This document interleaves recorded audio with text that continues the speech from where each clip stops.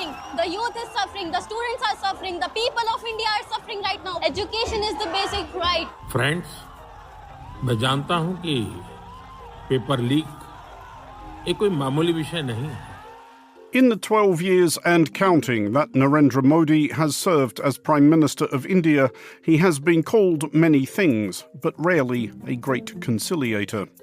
Dissent is indulged up to a point, but rarely appeased. It is therefore significant that, late last week, a senior minister not only resigned, rare enough in itself on Modi's watch, but did so clearly as a result of public pressure. Dharmendra Pradhan, Minister for Education and a long-standing Modi loyalist, stood down in the face of huge protests by a crusade which has, in a very short time, significantly disrupted Indian politics, severely rattled the Prime Minister, and may yet have further jolts to deliver. It is that most potentially troublesome of political phenomenon, the movement which has not yet itself quite figured out what it is doing. It is called the Cockroach Janta Party. The cockroach, generally unloved, generally correctly, may seem a somewhat non-aspirational choice of avatar, but when you understand the reason, you understand the movement. In May, Surya Kant, the Chief Justice of India's Supreme Court, rather lost his temper with a petitioner and fulminated as follows. There are already parasites of society who attack the system, and you want to join hands with them. They are youngsters like cockroaches. They don't get any employment, and they don't have any place in a profession. Some of them become media, some of them become social media, some of them become activists, and they start attacking everyone. Some of them become media, do they, Your Honour? Is that what they do? Well, as Chief Justice Kant swiftly discovered, when you insult India's youth, you insult quite a lot of people. To be precise-ish, if we think of youth as circa 18 to 32, around 380 million people, many of whom work very hard, few of whom appreciated the comparison to a pestilential insect. But a few of whom, it turned out, had a sense of humour. After hearing of Chief Justice Kant's outburst, Abhijit Dipki, a 30-year-old from Chhatrapati Sambhajinagar in Maharashtra, studying public relations at Boston University in the United States, posted on social media the question, "What if all cockroaches come together?" Whether or not he intended the inquiry as rhetorical, the response was immense. Dipke quickly conjured a website for a satirical entity he called the Cockroach Janta Party, or CJP, adorned with the slogan, "Voice of the Lazy and Unemployed."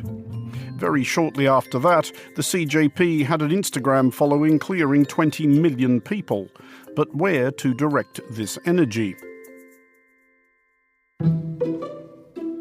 Dharmendra Pradhan, the Education Minister, was an obvious and indeed deserving target.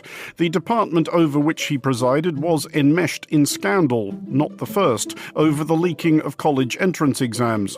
In this specific instance, a test already sat by more than 2 million young Indians hoping to study medicine or dentistry was cancelled. The protests which rallied to the CJP's banner were huge, and the police response to them was rough. More than 100 demonstrators were injured, at least that many arrested. As of this broadcast, the CJP are demanding the release of all detainees under threat of taking to the streets once again. Though this sort of thing has been unusual in Narendra Modi's India, in a global context which is to say large-scale protests by the cohort usually known as Gen Z, does seem pretty familiar. In the last year or so there have been noteworthy eruptions of youthful anger in datelines including but not limited to Madagascar, Nepal, Morocco, Sri Lanka, Paraguay and Mongolia, some with transformative consequences. Nepal's new Prime Minister Balendra Shah, for example, is a 30-something hip-hop artist. We did a whole episode on this last November, number 620, a decent half hour's radio, if we say so ourselves.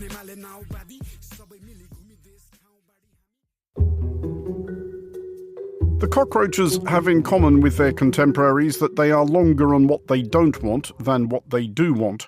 This week, the slogan on the CJP homepage has been amended to Voice of the Burnt-Out Youth. In India, as elsewhere, the young folk are vexed that, as they see it, many of the opportunities which seem to have been readily available to their parents, secure employment, affordable housing, respectable institutions, are being denied to them. The CJP's mission statement is: build a party for a generation raised on promises, notifications, and low battery warnings.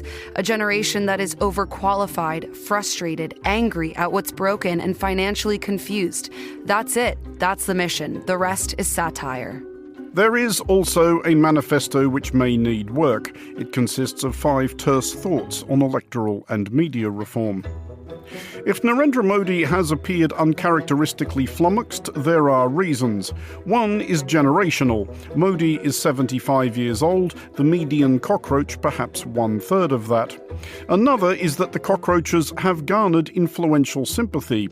Shubman Gill, the captain of the national men's cricket team, a position which in India is endowed with almost papal gravitas, has made tactful but unmistakable statements of support, as has Sachin Tendulkar, the now retired cricketer, one of the very greatest of all time, in whose honour at least one literal temple has been erected. And perhaps more crucially, the cockroaches are funny. As is the modern way, the protest has happened online as much as on the street, the voice raised in memes as well as chants. And all authoritarian or authoritarian-adjacent leaders fear little more than they fear laughter. For Monocle Radio, I'm Andrew Muller.